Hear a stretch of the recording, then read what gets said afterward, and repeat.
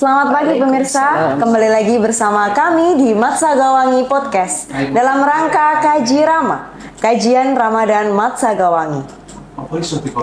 Hari ini kita akan kupas kembali terkait upaya-upaya dalam meraih keberkahan di bulan suci Ramadan ini. Banyak sekali hal yang dihadapi oleh umat manusia dalam menjalankan ibadah puasa di bulan suci Ramadan. Utamanya yang dialami dan juga dihadapi oleh para perempuan yang sedang menjalankan kewajiban puasa di bulan suci Ramadan.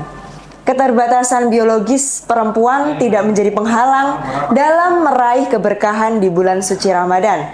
Hari ini kita akan kupas lebih dalam terkait tema puasa dan Ramadan yang akan disampaikan langsung oleh Bu Ulfiatul Hayati. Waktu dan tempat kami persilakan. Terima kasih Bu Ainun. Bismillahirrahmanirrahim. Assalamualaikum warahmatullahi wabarakatuh. Waalaikumsalam warahmatullahi wabarakatuh. Alhamdulillahirabbil alamin. Allahumma sholli ala sayyidina Muhammad wa ala alihi wa sahbihi ajmain. Rabbi shrahli sadri wa yassirli amri wahlul 'uqdatam min lisani yafqahu qawli. Puji syukur alhamdulillah, marilah senantiasa kita panjatkan kehadirat Allah, karena pada hari yang berbahagia ini kita masih diberikan kesehatan oleh Allah, bisa melaksanakan kajian Ramadan bersama podcast MTSN 3 Banyuwangi dalam keadaan sehat walafiat. Selanjutnya sholawat dan salam semoga tetap tercurahkan kepada junjungan kita Nabi Muhammad Sallallahu Alaihi Wasallam. Pemirsa podcast MTSN 3 Banyuwangi, pada kesempatan kali ini kami akan menyampaikan materi dengan tema perempuan dan puasa. Ketika kita membahas masalah perempuan, memang tidak ada habisnya, karena perempuan dengan segala keunikannya diciptakan oleh Allah Subhanahu wa Ta'ala. Saking uniknya perempuan, Allah mengabadikan dalam salah satu nama surat dalam Al-Quran, yaitu surat An-Nisa, yang di dalamnya terdapat banyak sekali hal-hal terkait hikmat tasyri yang intinya tentang perempuan. Berikutnya, ada seorang sahabat Nabi Muhammad Sallallahu Alaihi Wasallam. Ketika berjumpa dengan Rasulullah, dia bertanya, "Wahai Rasulullah, kepada siapa saya harus berbakti?" Rasulullah menjawab, "Kepada ibumu, kepada ibumu, kepada ibumu," sampai 3 kali. Sampai akhirnya yang keempat baru kepada ayahmu. Dan Rasulullah begitu menghormati dengan yang namanya perempuan, sehingga hadis beliau yang sudah kita kenal bersama, yaitu al-jannatu tahta aqdamil ummahat, bahwa surga ada di bawah telapak kaki ibu, yang notabene-nya adalah perempuan. Di bulan Ramadan seperti ini, kesempatan perempuan untuk mencapai surga Allah sangat banyak sekali.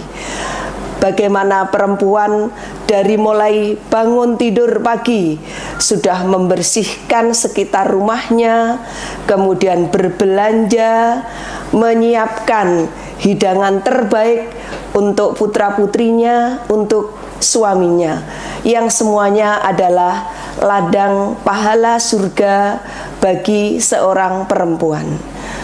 Kemudian bagaimana kaitannya seperti tadi yang diungkapkan oleh Ibu Ainun, bahwa kaitannya secara biologis perempuan menghadapi bulan Ramadan. Saya akan membaca surat Al-Baqarah ayat 183 dan 184. A'udzubillahi minasyaitonirrajim. Bismillahirrahmanirrahim. Ya ayyuhalladzina amanu kutiba alaikumusiyam kama kutiba alal ladzina min qablikum la'allakum tattaqun. Ayyaman ma'dudat.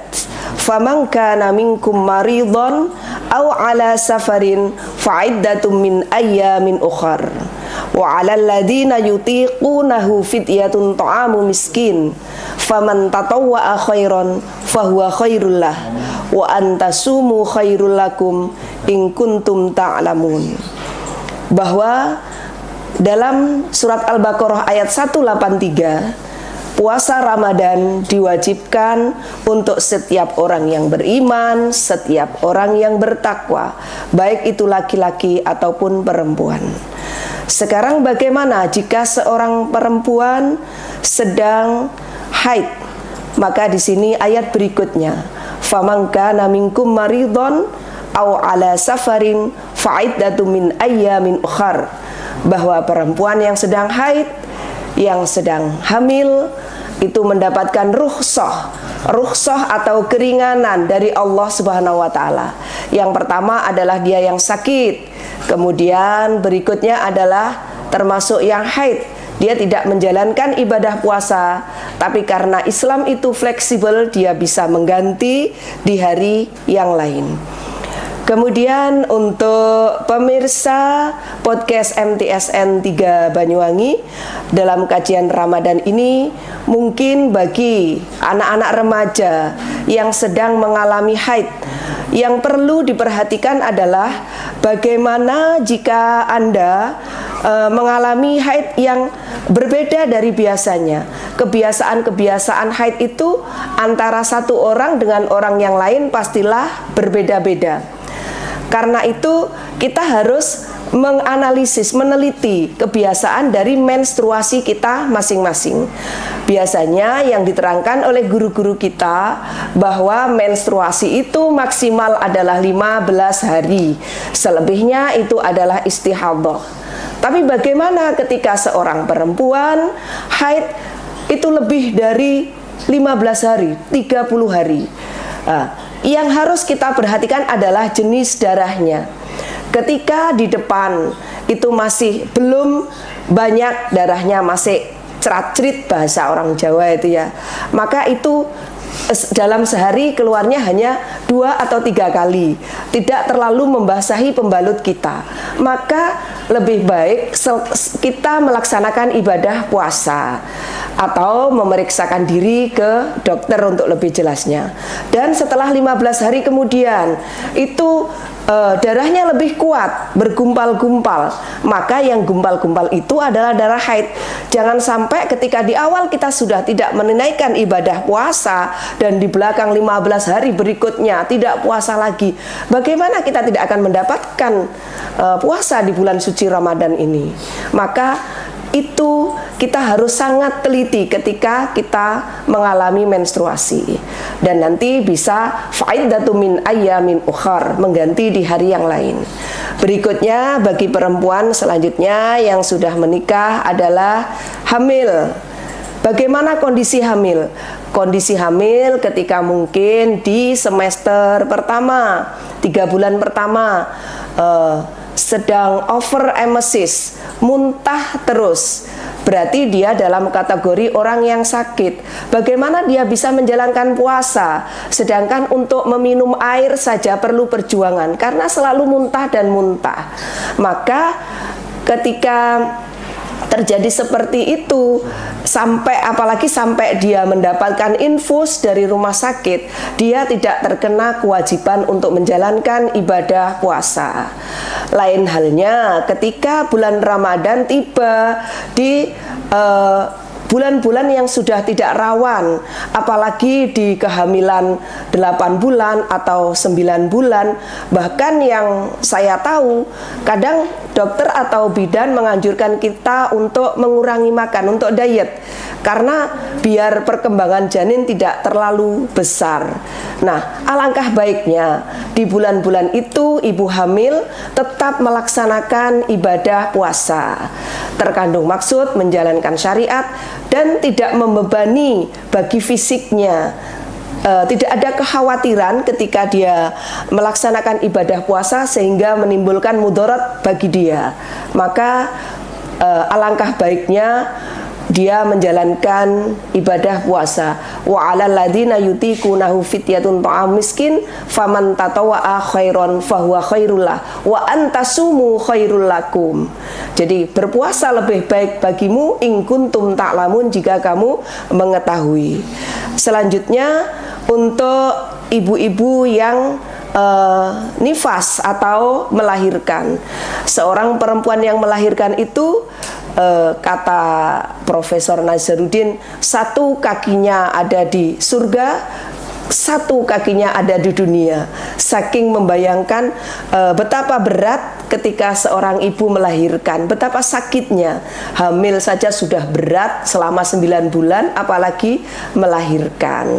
Nah, jika dalam kondisi bulan Ramadan dia sedang nifas, maka otomatis dia akan mengganti di hari yang lain.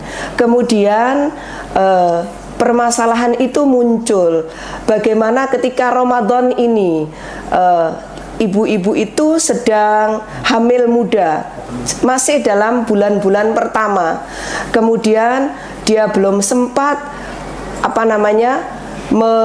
membayar hutang puasanya. Kemudian di Ramadan berikutnya dia sedang nifas. Betapa bertumpuk-tumpuknya itu. Alangkah baiknya jika terjadi seperti itu di kehamilan yang ke-8, 9, atau 7 yang sudah melewati masa-masa rawan, itu seorang ibu berpuasa dengan diselang-seling, asal tidak membahayakan jiwanya dan janinnya. Umpamanya hari ini dia berpuasa 1, besok tidak puasa 2 hari, besok puasa 2 hari, diseling lagi tidak berpuasa 1, dan seterusnya. Sehingga terkandung maksud 1, karena bagi ibu hamil itu berpuasa itu juga merupakan tarbiyah bagi janin yang dikandungnya, merupakan pendidikan. Jadi dengan harapan ibu hamil yang melaksanakan puasa berharap nanti juga anaknya akan mengikuti menjadi orang-orang yang soleh, juga gemar melaksanakan ibadah puasa. Lain lagi halnya ketika dia mengalami sakit selama kehamilan itu, kemudian tahun berikutnya dia melahirkan dalam posisi nifas, sehingga sulit sekali untuk bisa melaksanakan puasa. Maka Allah memberikan alternatif berikutnya, yaitu fafidyatun ta'amu miskin, memberikan fidyah, memberikan makan kepada fakir miskin sesuai dengan hari yang dia tinggalkan. Berikutnya, kalau misalnya orang yang melahirkan itu putra-putrinya sudah mendapatkan makanan pendamping ASI, sudah mendapatkan makanan tambahan, maka alangkah baiknya seorang ibu juga berpuasa. Terkandung maksud puasa bagi ibunya itu ada doa-doanya sambil memberikan ASI, itu memberikan sambil berdoa. Jika seorang ibu memberikan asinya dengan ikhlas kepada putra-putrinya, insya Allah nanti putra-putrinya akan menjadi orang-orang yang bermanfaat, menjadi anak-anak yang cerdas. Diberinya ASI sendiri oleh ibunya, kemudian sambil berdoa, apalagi ibunya sambil berpuasa. Insya Allah nanti putra-putrinya akan menjadi orang-orang yang bermanfaat dan akan menjadi orang-orang yang soleh dan solihah. Apalagi kalau si anak ini sudah mendapatkan makanan tambahan ASI, maka lebih baik ibu berpuasa. Puasanya diselang-seling, hari ini puasa, besok tidak, 2 hari puasa, 1 hari tidak, atau sebaliknya dan seterusnya. Jangan sampai 1 bulan Ramadan sama sekali tidak menunaikan ibadah puasa.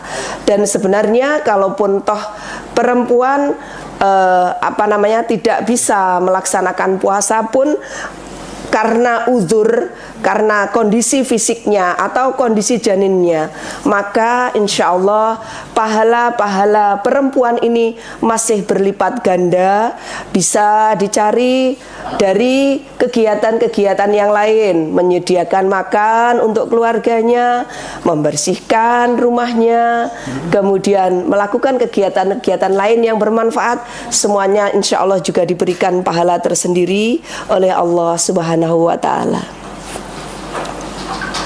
Demikian yang bisa kami sampaikan dari kajian Ramadan podcast MTSN 3 Banyuwangi.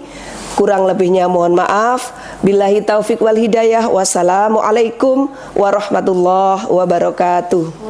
Alhamdulillahirrabbilalamin. Sangat luar biasa sekali materi kita pada hari ini terkait dengan tema perempuan dan puasa yang disampaikan oleh Bu Ulfi. Kami ucapkan terima kasih atas segala ilmu yang telah diberikan pada hari ini, sehingga banyak sekali hal yang bisa kita ketahui, utamanya tentang perempuan dan juga puasa. Ramadan adalah bulan yang suci dan agung. Setiap orang yang beriman diwajibkan untuk berpuasa di bulan suci Ramadan. Tidak hanya laki-laki, perempuan juga. Banyak sekali keistimewaan dan keterbatasan perempuan dalam menjalankan ibadah suci. Tetapi hal tersebut tidak menjadi penghalang dalam mencari keberkahan di bulan suci Ramadan. Tentunya dengan beberapa ketentuan dan juga hukum yang sudah disampaikan oleh Bu Ulfi tadi terkait dengan puasa dan perempuan. Demikian untuk kaji ramah hari ini tentang perempuan dan puasa. Kembali lagi bersama kami di Matsagawangi Podcast berikutnya dengan kaji ramah berikutnya dan juga dengan tema-tema yang menarik berikutnya. Sekian dari kami. Wassalamualaikum warahmatullahi wabarakatuh. Waalaikumsalam warahmatullahi wabarakatuh.